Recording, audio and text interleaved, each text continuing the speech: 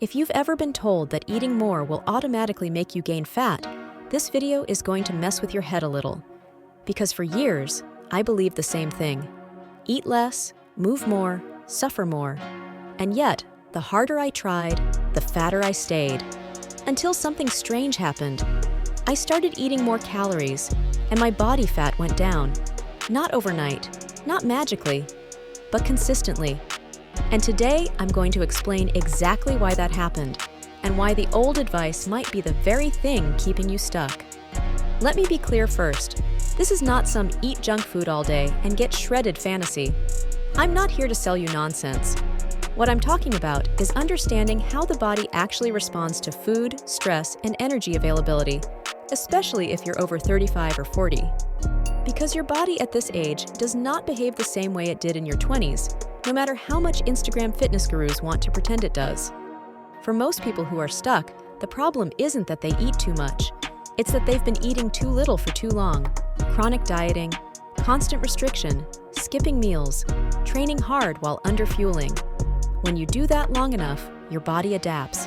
It slows down. Metabolism downshifts. Hormones change. Energy drops. Fat loss stalls.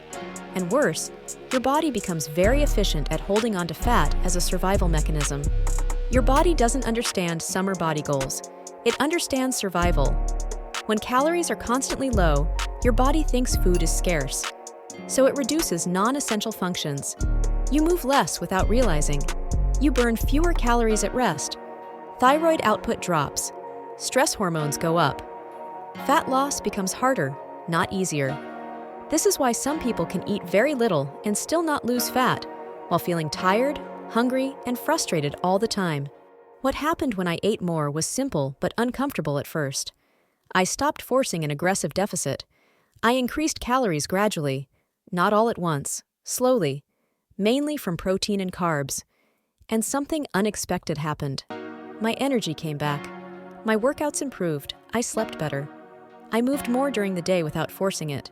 My stress levels dropped. And when stress drops, fat loss becomes possible again. This is where most people get confused. Fat loss is not just about calories. It's about how your body responds to calories. Two people can eat the same amount and have completely different outcomes. One loses fat, the other doesn't. Because one body feels safe and the other feels threatened. When your body feels safe, it lets go of fat. When it feels threatened, it holds on. Eating more gave my body a signal that food was available, that it didn't need to panic, that it could afford to burn fat. And paradoxically, that allowed fat loss to resume. Not because I was overeating, but because I stopped undereating. There is a massive difference. Another big factor is training quality. When you eat too little, workouts suffer. You go through the motions. Strength drops. Recovery is poor. Cortisol stays high. When you eat enough, training becomes productive. You lift heavier. You recover faster. Muscle is preserved or even gained. And muscle is metabolically expensive tissue.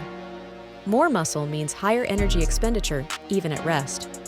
People underestimate how much constant low energy intake damages long-term fat loss. You might lose some weight initially, but your body adapts faster than you expect. That's why crash diets work for a few weeks and then fail hard. The rebound isn't a lack of discipline, it's biology doing its job. Now let's talk about the fear everyone has. If I eat more, won't I gain fat? The answer is yes, if you suddenly eat far beyond your needs. But increasing calories to a sustainable level, especially after long restriction, does not automatically mean fat gain. In many cases, weight might go up slightly at first due to glycogen, water, and fuller muscles. That's not fat. That's your body refilling depleted stores. Most people panic at this stage and immediately cut calories again. That's the mistake. You have to give your body time to stabilize. Fat loss is not a straight line. It never was. The scale is not a lie detector. It's just one data point. Another reason eating more worked is psychological.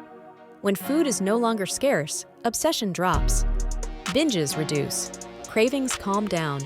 You stop thinking about food all day. And when food loses its emotional power, consistency becomes possible. You stop swinging between restriction and overeating. Consistency beats perfection every single time. This approach is especially important for people over 40.